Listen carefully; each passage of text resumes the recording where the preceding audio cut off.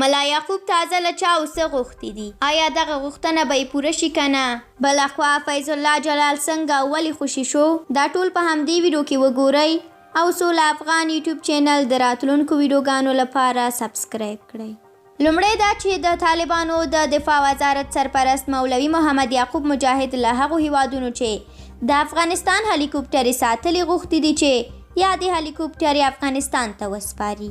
نوموړي نن کابل کې د هلیکوپټرو د پریډ مراسمو کې ویلي دي چې موږ په درناوي له هغو هیوادونو څخه چې د افغانستان چورلکې او پوځي الوتکې له ځان سره لري غوښتنه کوو چې افغانستان ته د هوایي ځواکونو د الوتکو د راستنېدو په برخه کې اسانتیاوې رامنځته کړي. د طالبانو د دفاع وزارت د بیان له مخې نوموړي افغانستان ته د یو شمېر افغان پیلوټانو او تخنیکي انجینرانو له بیرته راتګ نه مننه کړې ده او د یوه پیاوړي هوایي ځواک رامنځته کېدو ډاډ یې ورکړی دی.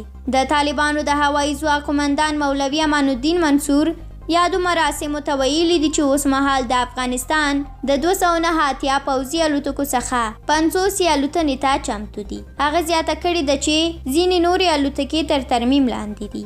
بل مهم خبر دا دی چې د طالبانو حکومت د کابل پوهنتون استاد فیض الله جلال خوشې کړی دی. د ښاغلي جلال لور حسینه جلال امریکا غږ ته د خپل پلار خوشې کېدو خبر تایید کړی دی. طالبانو په کابل کې څو ورځې مخکې ښاغلی جلال له خپل کور څخه یوړه. د طالبانو د حکومت ویان ذبیح الله مجاهد هغه یو متعصب شخص بللی و او ویلي و چې د خپلو هغو خبرو د وضاحت لپاره نیول شوی چې په ټولنیزو رسنیو کې خلک د طالبانو د نظام پر ضد پارول او د انسانانو له عزت سره یې لوبې کولې. ښاغلي جلال په یوې تلویزیوني خپرونه کې په قطر کې د طالبانو ویان ډاکټر نعیم وردګ ته خوسکي خطاب کړی و.